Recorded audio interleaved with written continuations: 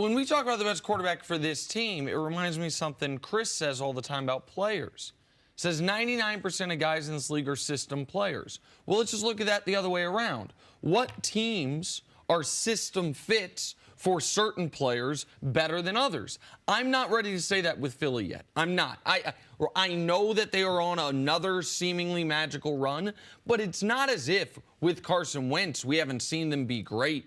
We saw them be great, the best team in football for the first 13 games of last year. We saw this year, while the team as a whole struggled, Carson's numbers were actually quite good. His numbers this year are actually comparable to what they were last year pre-injury.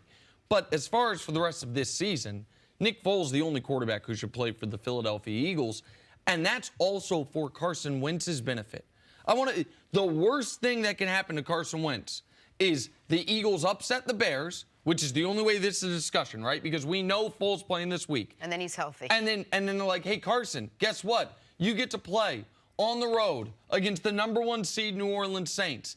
And that game, the Eagles, if they are to get past the Bears, which is a long shot, no matter who the quarterback is, they are an enormous underdog. They will be a greater than touchdown underdog in New Orleans, no matter who. New Orleans is the overwhelming favorite, not only to get to the Super Bowl, but to win it. And it hurts Wentz if they lose to the Saints. If they lose under his watch. Yeah. If Foles gets to stay undefeated in these must-win games. What Carson Wentz needs to happen to have all of this go away is for Nick Foles to lose a playoff game.